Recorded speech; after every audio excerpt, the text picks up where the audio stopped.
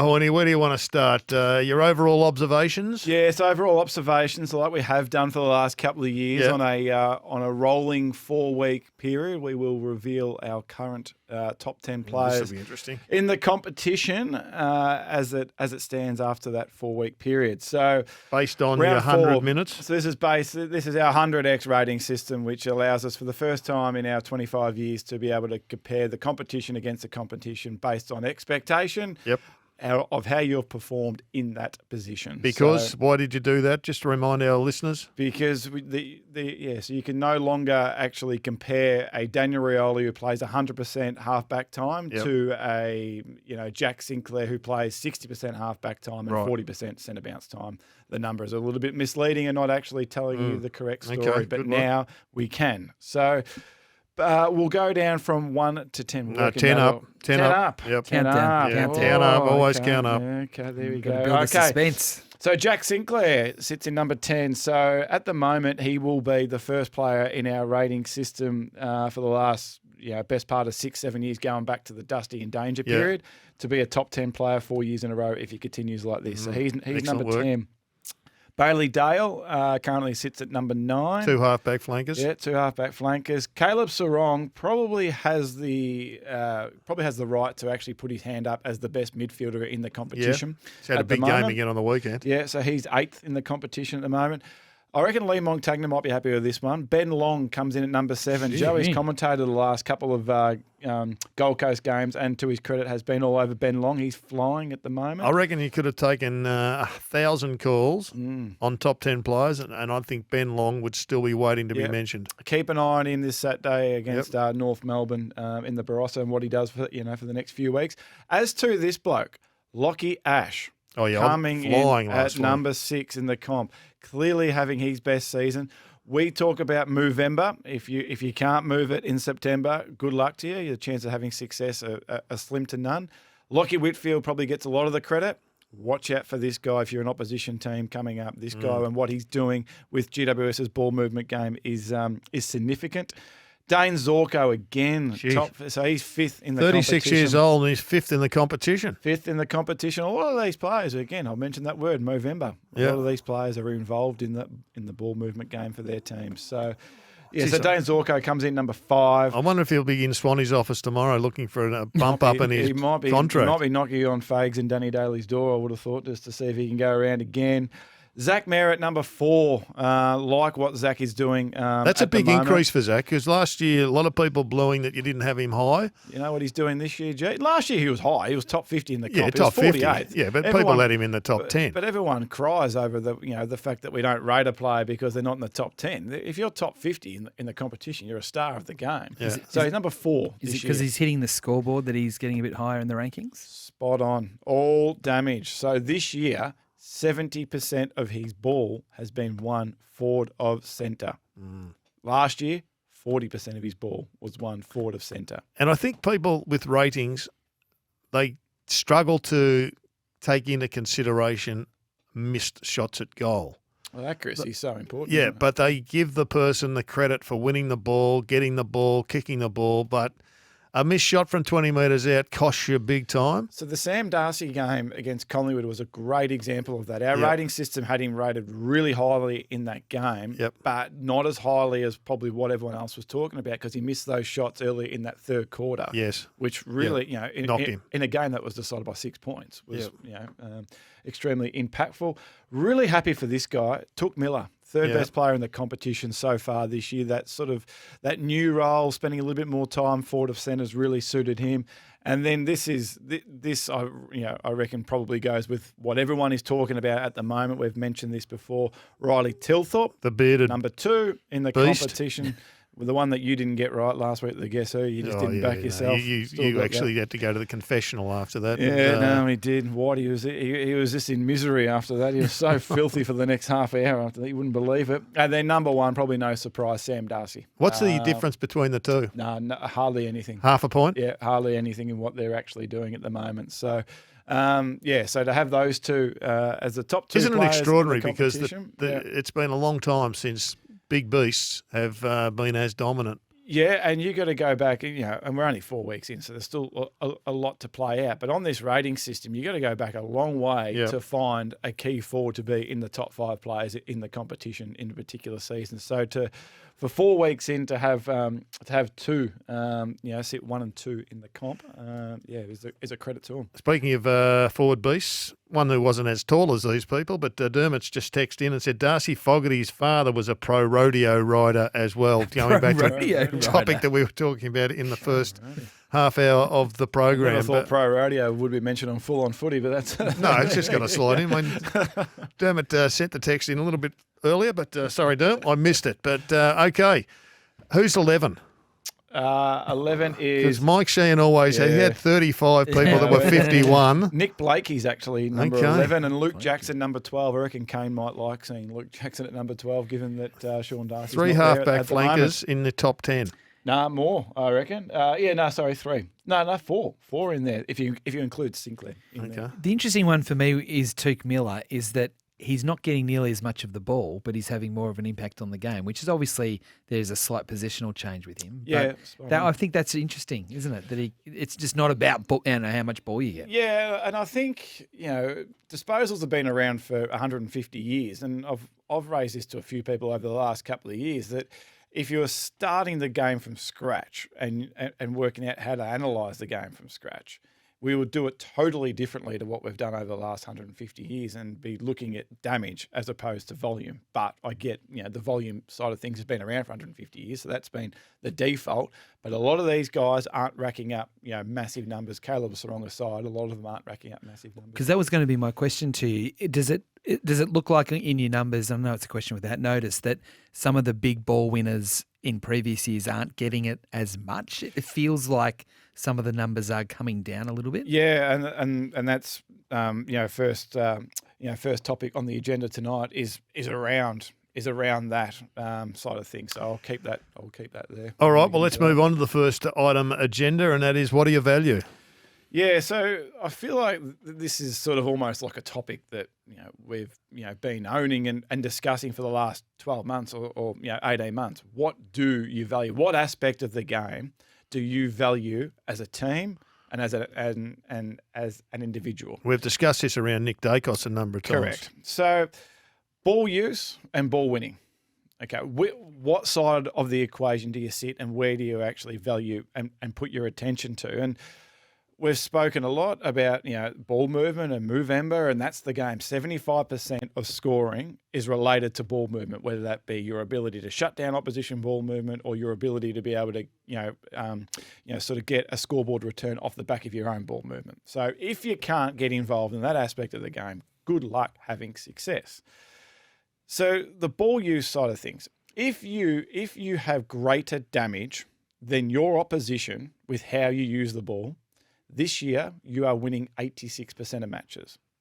That has never been higher in a season. Granted, we're only 4 weeks in, so there's a long way to go.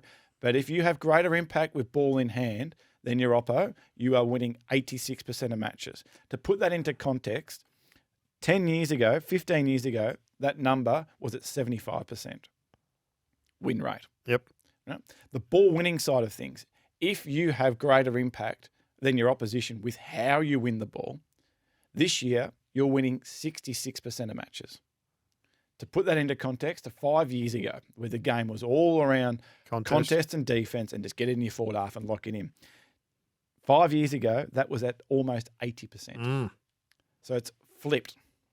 The ability to impact the game with how you use the ball has never been greater than what it is at the moment. As I said, we're only 4 weeks in, but it goes with what we've been talking about and what we've been analysing and assessing so far this year.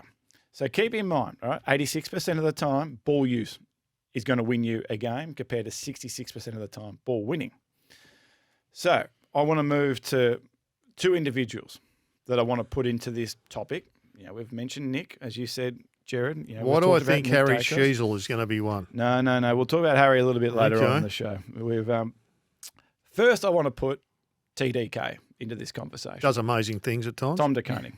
So clearly a topic of conversation around where's he going to be next year? Is he going to stay and what 1.7.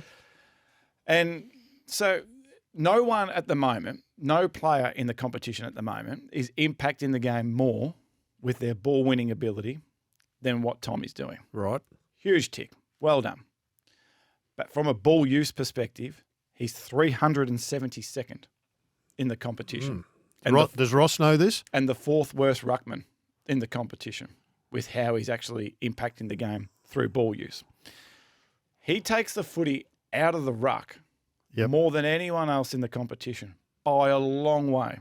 So, which is going to contribute to his ball-winning ability. Yep. Take it out of the ruck, you're winning the ball in a contest. Well done. That's good.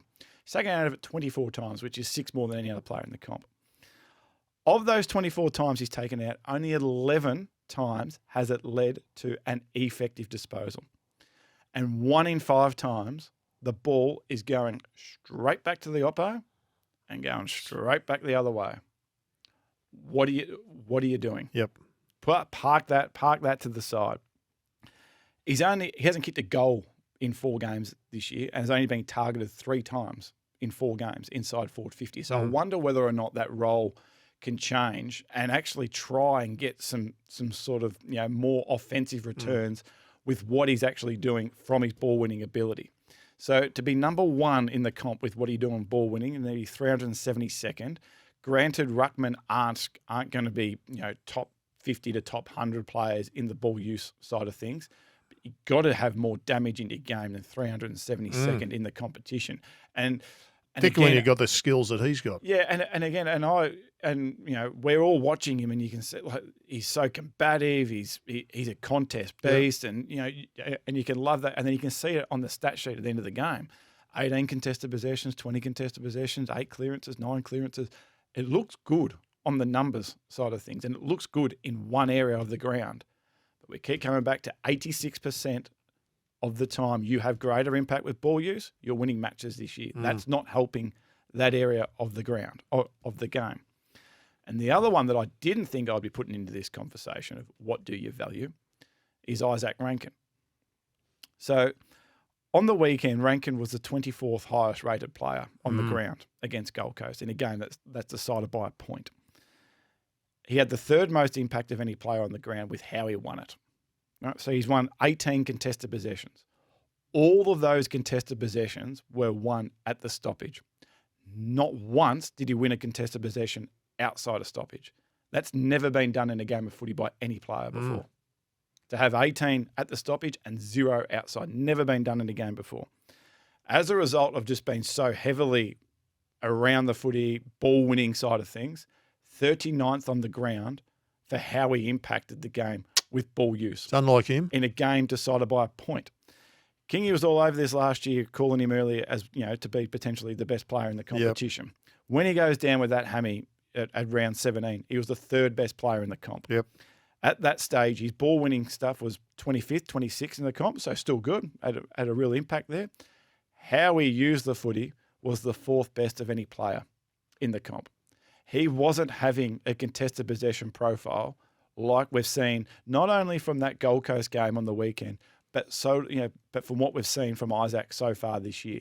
And they're flying at the moment, Adelaide. That was probably the best game of footy that we've seen this year on the weekend. They lost by a point, far from disgrace.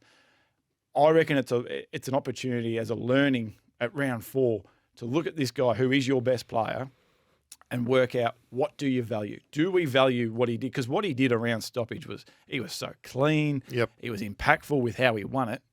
But you're not getting ball use, Isaac, which is what made him the player that he was last year. Hoyney, you are on fire again tonight. I can just sense that there's people driving home. Their jaws are open. They're thinking, I can't believe what I just heard about Tom De Koning. Ross Lyon has just pulled over and said, hang on, we better just check this out before we start offering it $1.7 million. Well, move on. The next talking point, the Pies. The Pies, yeah. So big game Friday night, I reckon. Massive. Adelaide Oval, Collingwood, Sydney. It's a cracking game. Three in a row for the Pies. And I just want to put on watch at the moment, which is all we're doing at round 4. Yep. We'll put our party hats on at round 6 when we've got a real sample size of data, but we're just putting things on watch at the moment. So 4 weeks in, they have the 3rd best defensive profile in the competition. Without the footy is what we value highly. 3rd best profile in the competition. 4th hardest team in the competition to turn a possession into a score against. Fantastic starting point. and they have the 5th best defensive 50. What they're doing over the last 3 weeks, this is why I'm looking forward to Friday night, defensively, hardest team to punish on turnover and hardest team to score against on clearance. And they've given up under 60 points a game 3 weeks in a row. So that defensive system that's in place at the moment is red hot right across the ground, coming up against a team on the weekend in Sydney who were able to get part of their offensive profile back on the weekend against North. That's going to get tested a little bit more against Collingwood on Friday. So full tick there to the Collingwood's defensive system. So just keep an eye on that Friday. And then just full recognition to an individual, Steele Sidebottom. So his first game of the year this year largely played on Brent Daniels across halfback and was taken to the cleaners a little bit at times against Brent Daniels. They've thrown that halfback position in the bin, put him in as a centre bounce midfielder who can spend a little bit of time on the wing. His last 3 games been the 4th highest rated player on the ground, 5th highest rated player, and then the number 1 rated player on the ground against Carlton. So overall, right now, 4 weeks into the season, he's a top 50 player in the competition, which is a remarkable effort given his age and potentially where he was at halfway through last season. So credit to Collingwood's defence and credit to Steele Sidebottom for what he's done. All these things will be on averages, and when you consider that their averages started off with a blooper up in GWS. It's amazing how well they've recovered. Yeah, and we all know that Carlton are struggling offensively at the moment, which is there for everyone to see. But also, just a bit of credit to what Collingwood were able to do for a half and just completely shut them down. Okay, we move on to their opponents, and that's the Swans. So a similar sort of story for Sydney, and I get that, and we'll talk about North after the break. And I get that a lot of the conversation with from that game is around North and just how poor they were. But I think what Sydney were able to do defensively, watching it on TV, was so impressive. It was shutting North Melbourne down right across the ground. North Melbourne had the footy, they started with the footy 91 times for the game. To give up 12 scores is a remarkable number. From 91 change, you're usually giving up close to 19 to 20 scores. So to give up 12 scores, and everyone will go, it's only against North Melbourne, North Melbourne's offense the first 3 weeks of the season was red hot. It was top 6 in the competition. And they come up against a team on the weekend who had a lot out. And for that defensive system to shut it down was a full credit to them. We talk about that halfback area that's been so important. 5 of the last 6 premiers have been number 1 at being able to punish out of that halfback area. North Melbourne started with the footy 22 times in that area against Sydney. Not once did they concede a score. Coxey's cage. From the Coxey's cage. The ball's trapped in Coxey's cage. The Kangaroos couldn't get out. Coxey's cage. Look at him. You went with that last night. Oh, did he? It was good. The cage is actually... Bevo's brace and Coxey's cage. How long did you think about that for? That's a good few one, seconds. A few seconds. We can add it in. Yeah, throw it in. The Coxey's cage. I mean, Wiggles web. It was actually one of the best wins for system I think I've seen for a long period of time. Yeah, I thought it was an amazing effort. And again, I know people in the text are going to go, I was only against North Melbourne. But this defensive system now over this 4-week period, and keeping in mind who that they've played in that time, they've played Brisbane, they've played Freo over there, and they've played Hawthorn as well, is stacking up so far. So again, they are the 3rd hardest team to move the footy against. That's been something that has been a real strength of Sydney for a long period of time. What the challenge is going to be against Collingwood on Friday night is that this new speed of ball movement that we've got here. So when they get involved into a handball game, Collingwood, they are one of the fastest teams in the competition. When they get involved in a kicking game, Collingwood, they're one of the slowest teams in the competition. We discussed this last week. Did Carlton do enough to force them into a kicking game, do you think? Not early on. No. Yeah, no, not enough. And Carlton's own ball movement, just that was probably a lot of the issue in the second half as opposed to the first half.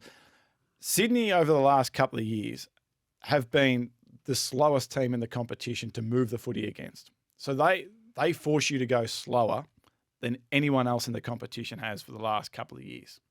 So whether or not they can implement that defensive grid that we saw against North Melbourne, which forced them to go slow, can that force Collingwood to go slow from this handball explosion game that we know is the Pies' bread and butter, is going to determine a lot of what happens Friday night. It's a really great challenge of systems because I reckon when the Kangaroos didn't look best often last week, it was when they tried to handball through. Handball through Sydney? Yep. And I think there was a couple of thrusts that nearly got through. They just weren't switched on enough or were locked down enough. But the handball looks to me to be the kryptonite for Sydney's cage. And I think if you're watching Friday night, I think that in a nutshell is the game. Like if you can't see Collingwood exploding and getting their handball game going, Sydney have got the game on their terms because we know, as I keep saying, Collingwood, when they kick the footy and when the game's in set position, so whether that's either from a marker or from a free kick, they are one of the slowest teams in the competition. They play to the strengths on their list. They're not a great kicking team, and Houston being out is going to impact that significantly. Houston and Schultz is out as well. Schultz and De Goey. 3 big outs. Yeah, and Sydney have got injuries a few outs as well. So I think just full credit to what they do, Sydney, what they did on the weekend against North. It's an easy target hitting up North, but got to give full credit to the Swans as well. All right, guess who before the break? So who has the fifth worst offensive profile in the competition? Fifth worst offensive profile. Offensive profile with the footy. Give us a bit of a quick explanation of offensive profile. Your ability to move the footy, your ability to score inside 50, your ability to be accurate in front of goal. All important things that you can think about in terms of what you do with ball in hand. Who currently ranks 14th with the footy after 4 rounds of footy? 4 weeks into the year, who has the 5th worst with the footy profile? Who has the 5th worst with the footy profile? Come on, Gerard, you go first. You're the captain. I'm going to say the Dockers. Jeez, he's nervous, isn't he? The Dockers. They're one of your teams. Well, it's certainly not Carlton because they'll be the worst. Fremantle. I'm going to go the Bulldogs, who played Fremantle. Bulldogs. So the Bulldogs, no. Whitey, unfortunately, Gerard, very, very close. One spot off for Gerard. A couple of people on the text are throwing up the Lions. I don't think anyone's going to get this. Okay. Yep. The Lions. No, the Lions aren't there. The Lions aren't flying with the footy like they were this time.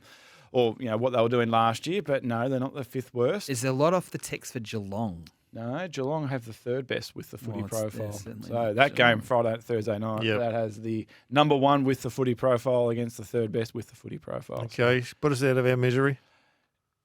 The Hawks.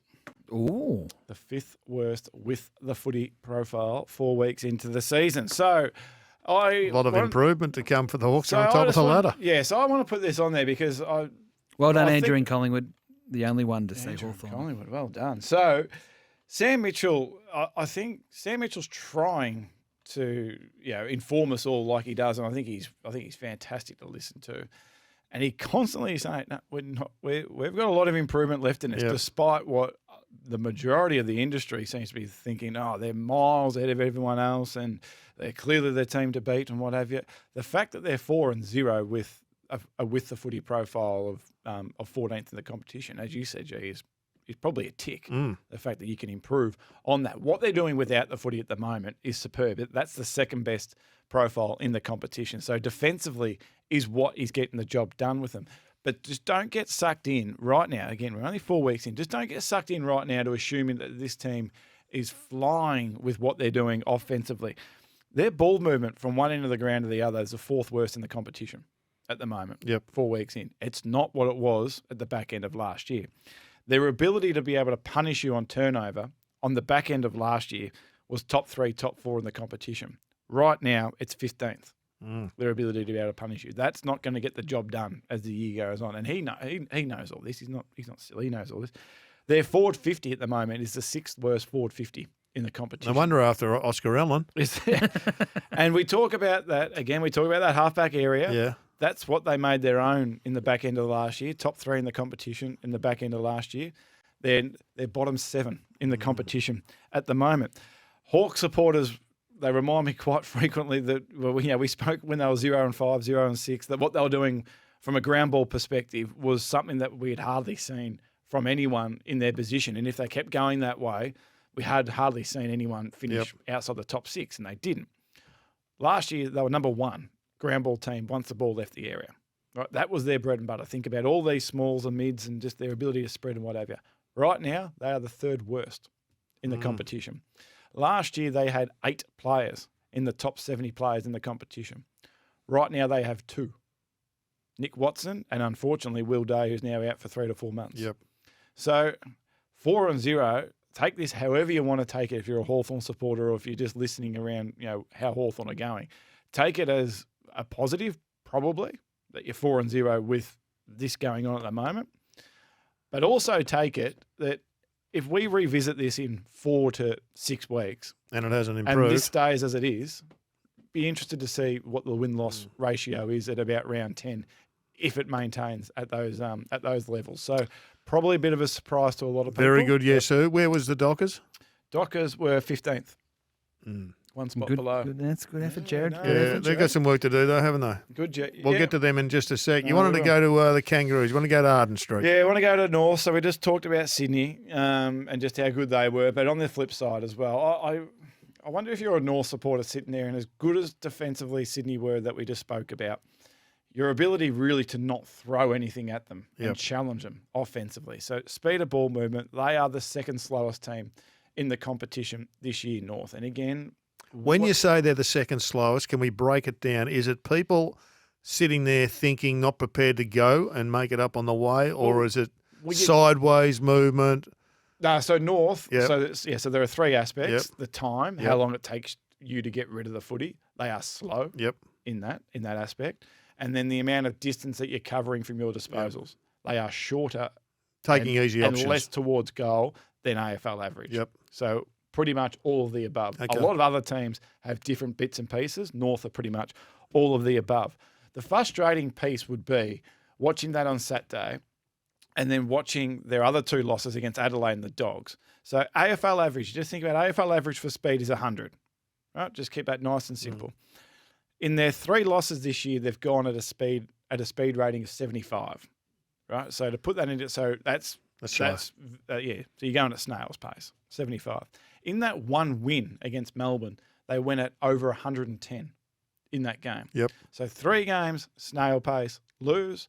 1 game, gone the quick option, had probably their best win that we've seen for a long period of time. So what sort of mode do we get from North this week against Gold Coast? What sort of mode do we get from North moving forward? Because I don't know what you think, Waddy. I don't know what you think, G, but in that middle part of the ground, they have, and now that forward half as well, like Paul Curtis is flying. Yep. Give him an opportunity. Nick Larkey is flying. Give him an opportunity. All these other guys in that forward half of the ground. I just wonder whether or not they can challenge the opposition teams with higher speed than what's coming about. Because as I keep saying, fast does not necessarily equal good and slow does not necessarily equal bad.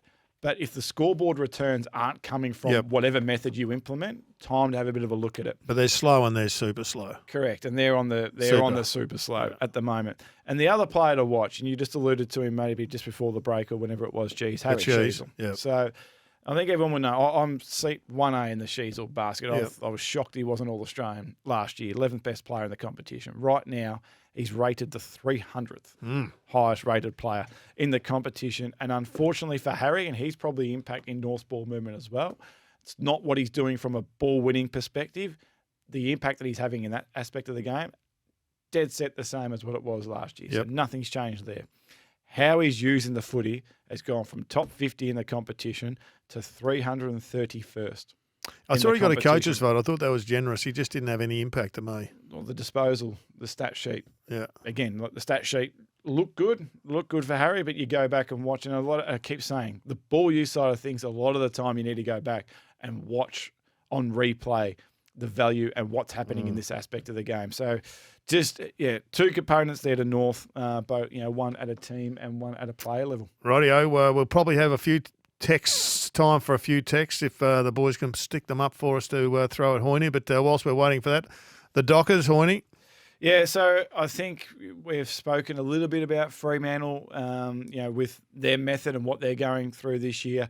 But if you're sitting down watching Fremantle this week against Richmond and moving forward, we're now 4 weeks in. It is now crystal clear the method that Justin Longmuir is trying to implement this year. From a speed side of things, no one goes slower than what Fremantle do. Okay? But how that comes about is the most fascinating part. Time in hand, ball, so getting rid of the footy, there is no one slower by a mile than what this mob is, Freo. Not even close. But you saw it on Sunday against the Dogs, and you'll see it moving forward.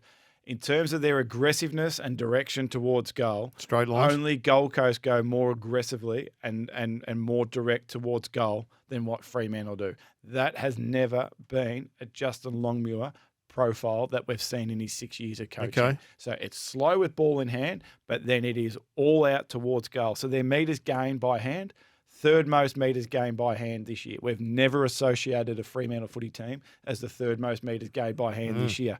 You're going to play that way by going slow and going long and direct towards goal. Your ability to then to be able to win contests in that half-forward area is going to be crucial because you're not going to get easy ball there. But it sort of makes a little bit of sense when you think of the addition of Bolton. Murphy Reid has been a super addition in this forward half of the ground. Hayden Young is to come back in. Swikowski's to come back in. Frederick, Fast Freddie, can't get out of my head every time I watch Frederick with Fast Freddie in there. So it does make a little bit of sense, but I'll still be interested to see whether or not this time element and they get a little bit quicker in getting rid of the footy, or do they stick with this? Sounds like Tom Hafey. We've gone back to Tom Hafey's simplistic but effective game plan.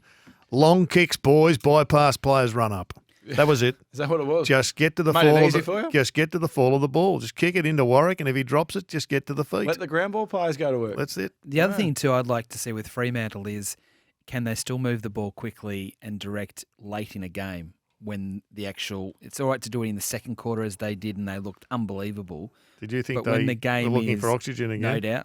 No doubt they were. Now, I know they had some injury issues. Rotations. Yep, all that sort of thing.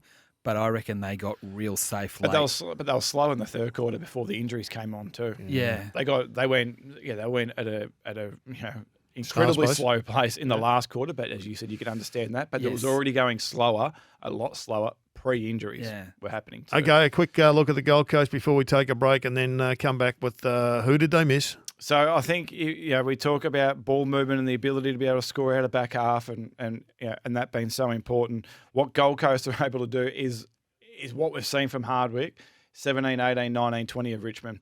They are number one time in forward half. Yep. They're number one for winning the ball back in the forward half, and they score more than anyone else in the forward half of the ground. That's them. But they haven't got this ball movement game going just yet. So they're doing so much right. It's almost like Gold Coast are playing 2017 to 2020 footy, as we said, which was so successful for Hardwick. So tick, tick, tick.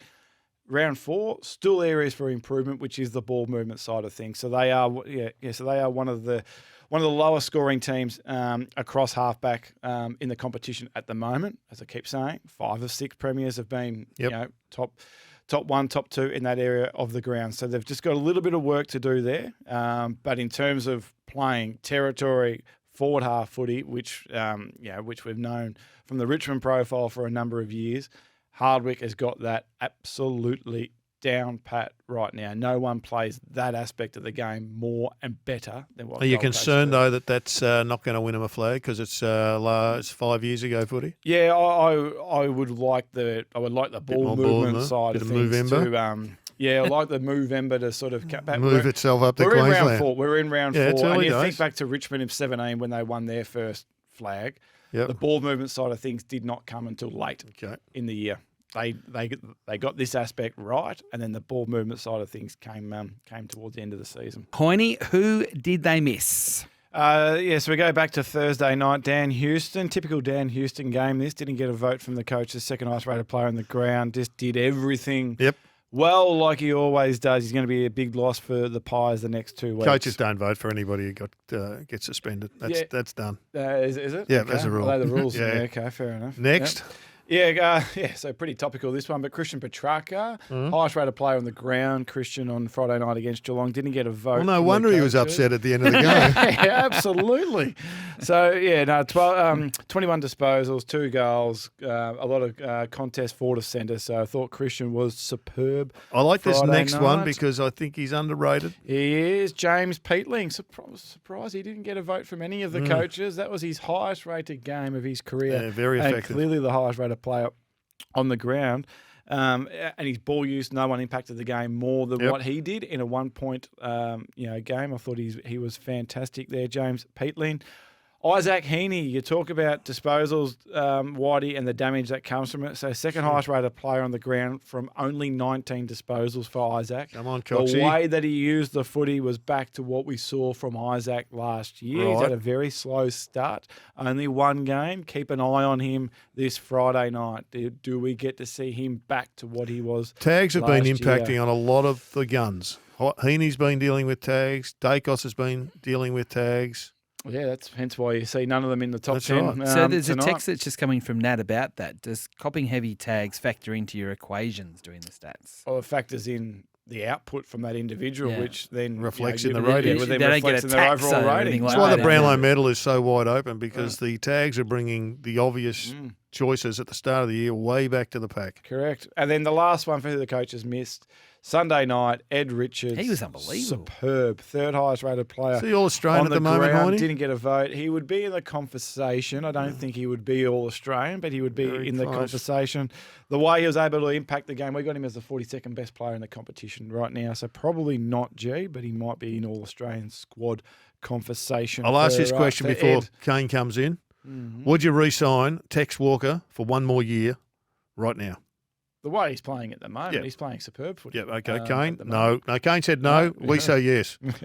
Hi, guys. As usual, my favourite night. Oh, that's very nice. Love it. Let's get to the question. Where's the question? The last one there. Umpires are not paying 15-metre kicks. Is it making the game quicker?